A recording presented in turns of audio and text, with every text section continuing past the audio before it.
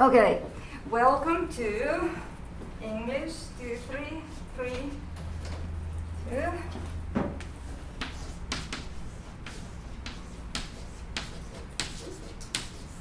And this is World Literature 1. It's prior to 17th century, and our particular topic is myths of the North.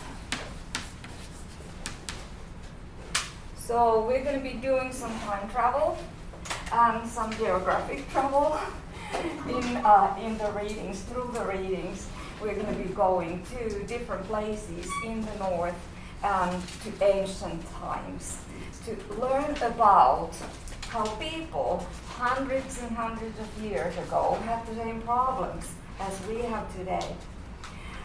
They were fighting with the similar kinds of monsters, sometimes literal and sometimes metaphorical, than we do. Right now we are fighting the monster, the virus monster, and this is a devastating thing. It has changed everybody's life. And here we are. So who's going to be the hero? Who's going to be the hero? Who's going to beat this monster?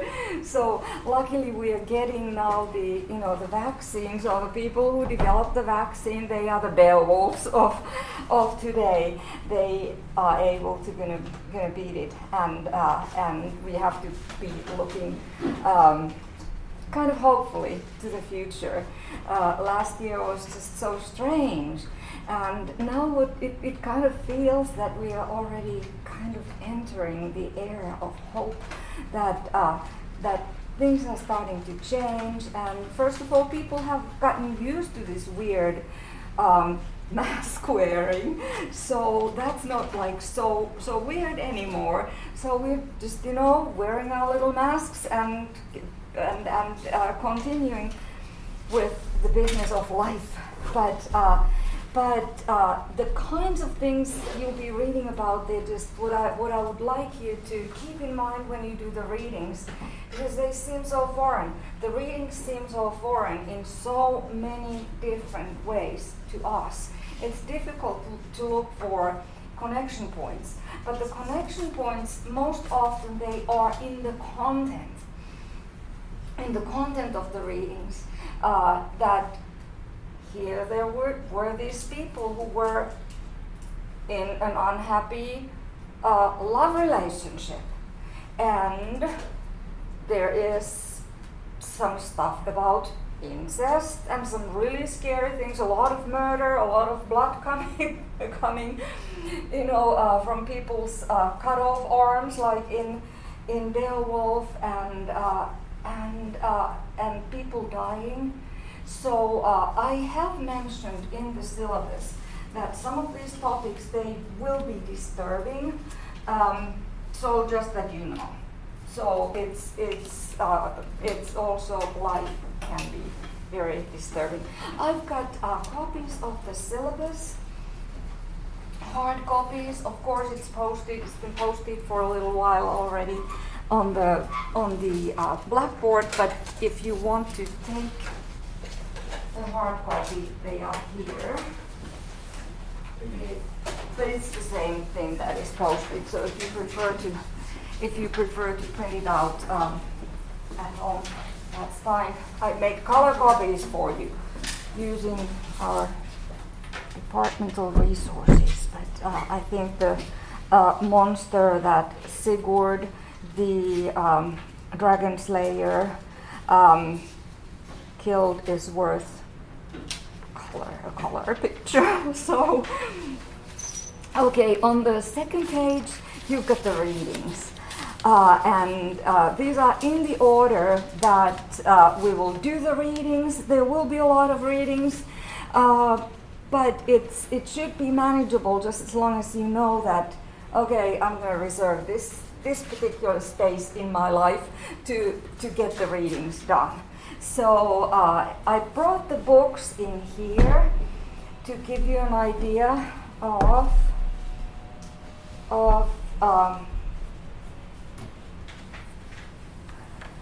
what we're doing.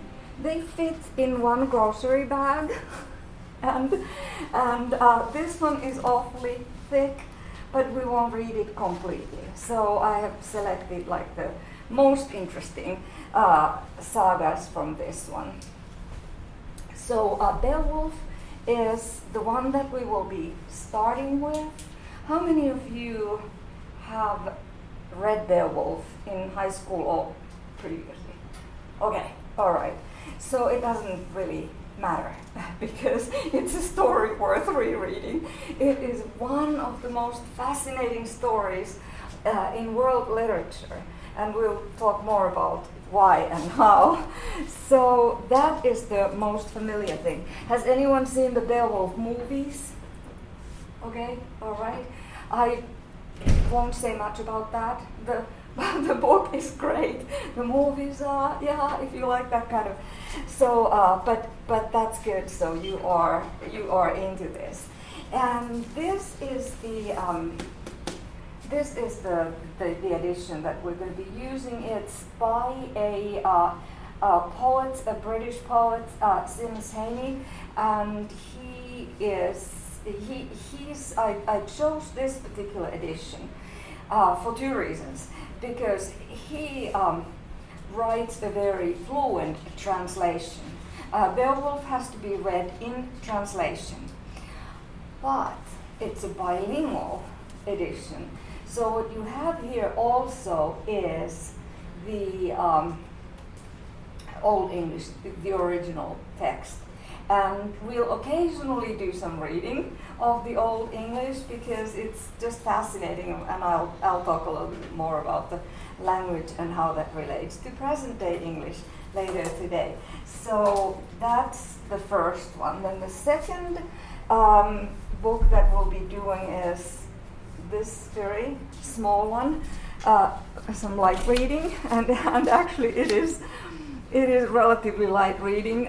It's not in terms of the the significance of it, but it reads fairly well, easily. And there are a lot of almost 1/3 of the whole book is notes at the end. So this is not a long one. It's an entire saga. It's the saga of the Volsungs. It's a Norse epic of Sigurd the Dragon Slayer, whose picture is on the syllabus. And then the third one is, we'll do more of the Norse sagas, and this is the sagas of Icelanders, and we'll do a selection of these. So all those are listed in the syllabus. And this is not horrendously expensive, and we'll read a significant portion of it. So and it's a paperback. So, and then the last one is the Kalevala, which is probably the least. I don't probably have to even ask if anyone has ever read this. I'd be surprised if someone had, because it's not common reading in the English universities, but. It is it's full of myths about starting from the creation of the earth, and it is the Finnish national epic. So, what we're going to be doing, geographically we are in Northern Europe, we're covering a lot of areas there. Beowulf is an English story. It's a poem. And it's probably the most significant among the most significant pieces of English literature. And part of its fascination is that it's so old. We don't know how old it is because it was written first based on, oral stories, and then somebody probably a monk in a monastery went ahead and wrote it down, and so it has a long history. It's written in Old English or Anglo-Saxon, and here is a little bit of information about the Beowulf and a picture of of the manuscript. So I'll just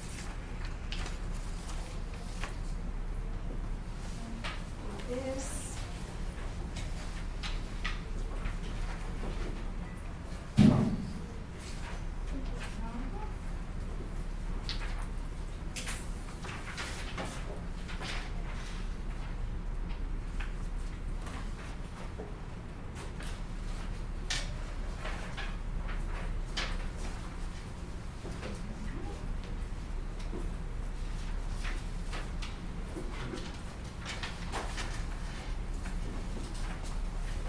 Some information about the graphic.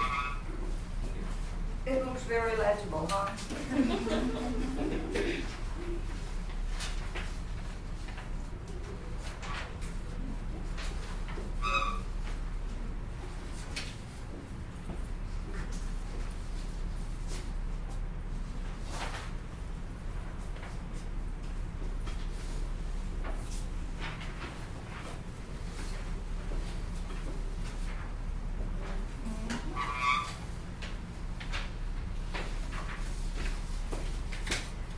How many of you know about the Lord of the Rings? Okay, so I think it was done at the early 1990s, this trilogy. It was made into movies, but of course J.R.R. Tolkien wrote it much earlier, after the Second World War, and it is highly influenced by Beowulf, because Tolkien was the person who kind of made Beowulf, pointed out that Beowulf is significant, extremely significant. It had been significant already before that, and after Tolkien wrote about it, he pointed out that this story is just amazing, because until then, the poem Beowulf, it was seen as this very important relic that shows the Old English language from the times gone by, from hundreds of years ago. And as I said, nobody knows when exactly it was written, but the proposals, they vary from like 700 to about 1,000. This is just like, people don't agree. They have various opinions about that. And if you think about it, it's a sample of language, and that's how it was often looked at. Okay, this opens up a pathway, a window to Old English, to Anglo-Saxon. But Tolkien pointed out that it's much more. It's a wonderful piece of literature that also opens a window to the culture of the Anglo-Saxons, not Anglo-Saxons, but people even before that, to these Nordic warriors and tribes and Nordic people. So because it doesn't happen, the events don't happen in England, they happen, even though it was written in English, the events happen in Scandinavia. Okay, so I just wanted to give this to you to give you an idea of how difficult it is to start to study something like this, on top of the fact that this has been written in Old English, so you have to learn Old English first and then you can read it, and then it's in a manuscript which is hundreds of years old, and then the manuscript, on top of everything else, in the 1700s it burned together with where it was stored at that point, and so what is left is this partially destroyed manuscript, and philologists, they have been able to kind of like figure out to fill some of the parts, not everything, and it's kind of like guesswork, obviously. But so much remained that we can have different editions of Beowulf. If you don't want to get this particular one, there are like online editions also. If you can get this, that's good, but I'm not saying that you have to get exactly this one. The story remains the same, but the translations are widely different from one another. So this one is a very fluent one because it's written by a poet. Beowulf is a poem, so it's about 3,000 lines long. So it is like a book, but it is a poem, and that's what we'll talk about first. But those are the 4 texts, and nothing much else. Requirements. Let's talk a little bit about those. My attendance policy is that it's up to you. I don't take points off. I've never done that if a student doesn't attend, because you know that it's in your best interest to attend, and it's lovely that you do. So I recommend that you attend, but I don't take points off if you cannot. Evaluation is extremely straightforward.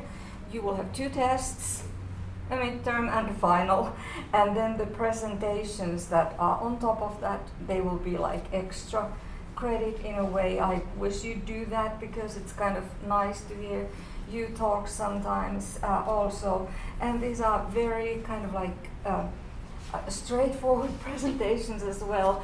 So you would be, because sometimes we have like several very short segments, like for instance in the Volsunga saga, the saga of the Volsungs, short chapters that one person would be presenting just like the plot. What happens here, and what do you think of what happens here, and then we can have a further discussion about it. But the evaluation is very simple. It's 90 points for an A, 80 points for a B, and that's the standard thing. So the schedule is then starting from page 4. In the schedule I have marked in red the days when something is due, when we have the tests. So it's relatively simple. And I have marked in the notes, I have marked which chapters and which pages you're supposed to be reading by that particular day, so that we can kind of like talk about what is going on there. So you do not have to be able to decipher this burned page in Anglo-Saxon, but I want you to understand what's going on in the poem itself, and we'll look at it through a translation into present-day English. Do you have any questions about the syllabus or how the course is carried out? I will post these videos I try to do it the same day. If you sometimes have to miss, and you will have to miss like every other time, you will be missing the Tuesdays. But I mean, if you are in Evans, come by and would like to attend rather than watch the video, you can just come by and see if there are 8 people. You're welcome to come in, even though you might be a Thursday person. Yes. Where are you from? Where am I from? Could you try to guess? Russia. Good guess. West from Russia. Norway. East from Norway. In Germany. How is your geography?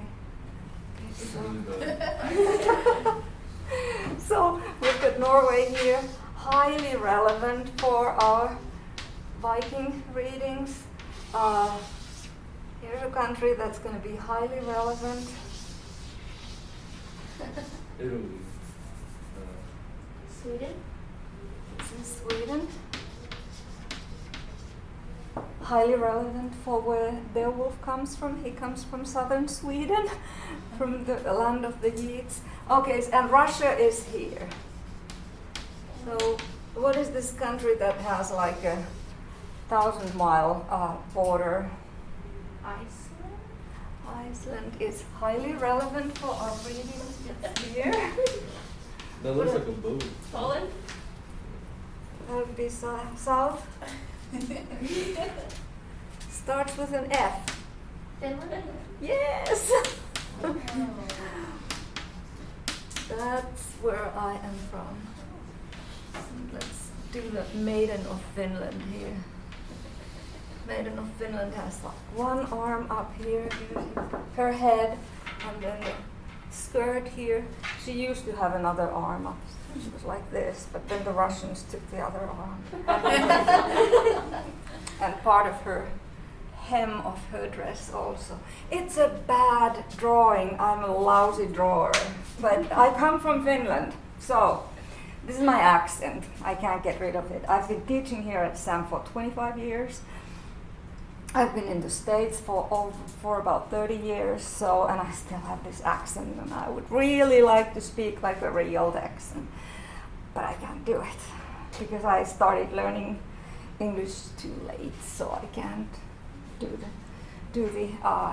the American accent. And I hope you can understand me. You're fine. Good. Yes. Okay. Ask me. You feel free to laugh if I pronounce something in a weird way. I'm used to it. My husband always kind of makes fun of me, fun of my accent. But now you know where Finland is.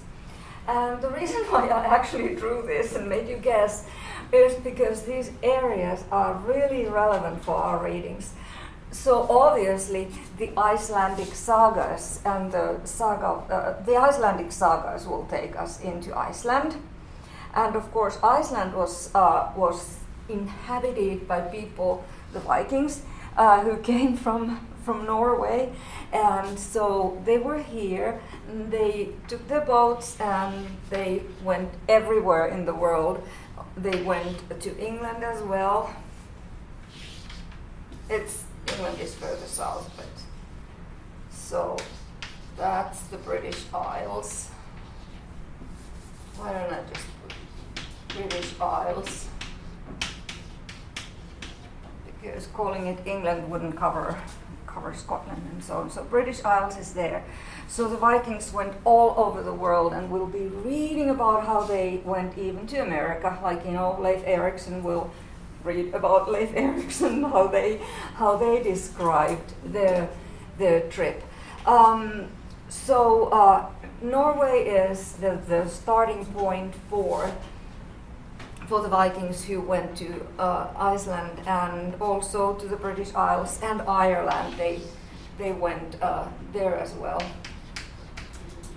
among other places.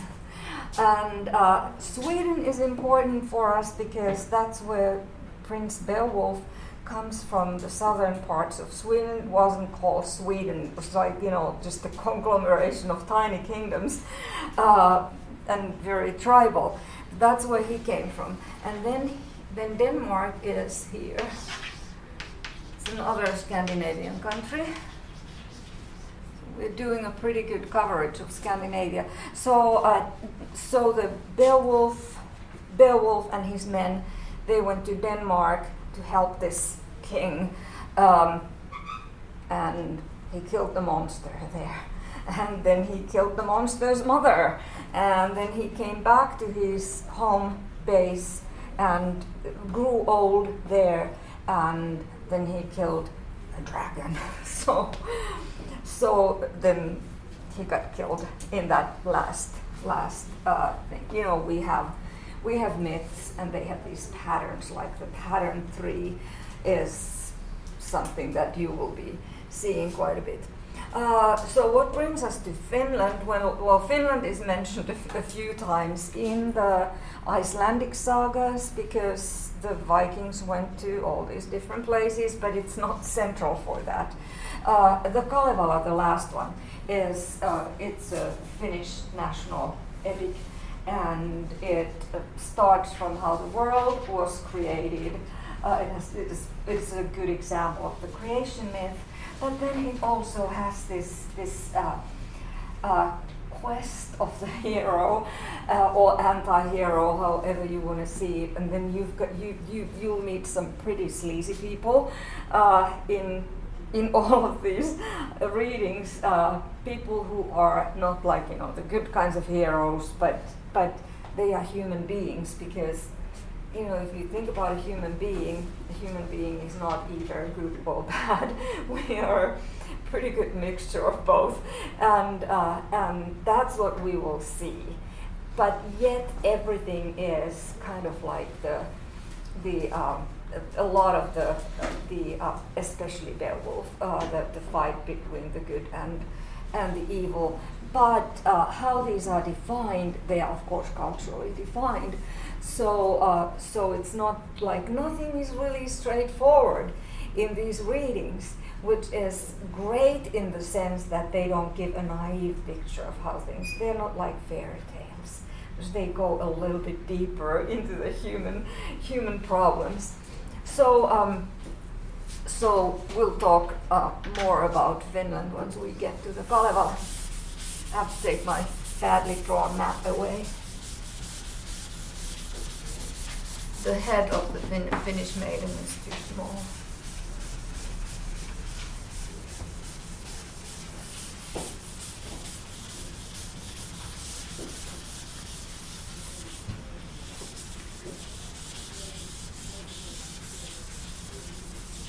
Okay, so let's talk a little bit about the language that the Beowulf poem was written in. It is called Old English.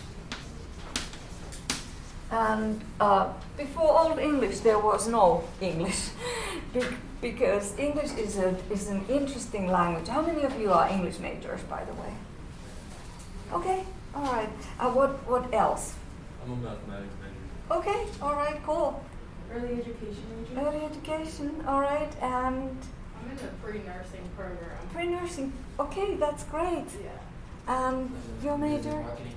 What? Business marketing. Business marketing. Okay, all right, very good. So we have a little bit of variety here, but this is I mean good, like general knowledge also to know that before Old English there was no English, and Old English today for us it's like a foreign language, because we need to study Old English in order to be able to understand it. You are exposed to some Old English, or quite a bit of Old English, in this parallel bilingual edition translation, because the original Old English is here. Then you can kind of see if you understand any words. And it's not that you are not expected to read it, but if you're interested in, we'll practice some reading, so you can especially the very beginning, and so on and so forth. So you can kind of say, okay, I can do that. So Old English is a language, or English is a language that actually has a birth date, which is rare because languages tend to kind of like evolve. We cannot put a date for many languages, but for English we can. English was born or started to develop in the year 449, and what happened in that year was that of course in the British Isles, people who lived there earlier, they were Celtic speaking people or peoples. So Celtic languages were spoken in the British Isles prior to 449 and continued to be spoken there and are still spoken there, because recently people have made these efforts of preserving the indigenous languages, the original languages of the British Isles, which are Irish and Scottish and Welsh. Those are the main varieties. There are some others, and many have already died. Like Cornish was one of the Celtic languages spoken in the southwestern part in Cornwall in England, and that's dead. Manx, spoken on the Isle of Man, that's dead. So that's what happens to languages when the last speaker dies. And of course, Celtic languages, they were kind of, they were not. English became the power language in the British Isles because the people who came there and from whose dialects or separate languages English developed, they had military power. So who came to England in 449? That was the Germanic Tribes from continental Europe. They just, crossed a little piece of land there across the North Sea, and they brought their languages that were Germanic languages. English is a Germanic language. It's more specifically a West Germanic language. They brought their languages with them. And these tribes were Angles, hence we get English from Angles, and Saxons, and Jutes. Angles, Saxons, Jutes, and also Frisians. So these were the tribes that came there. Why did they come to England? They came because, that's my husband.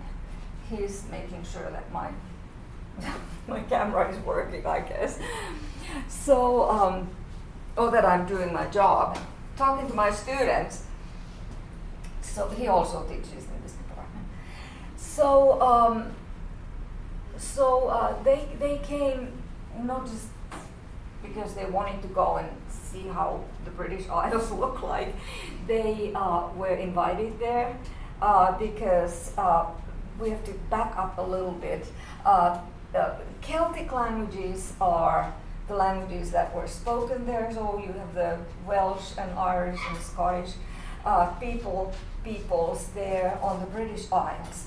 And then during the times of the Roman Empire, the Romans occupied Britain, or what they called Britannia, and they occupied it for a long time.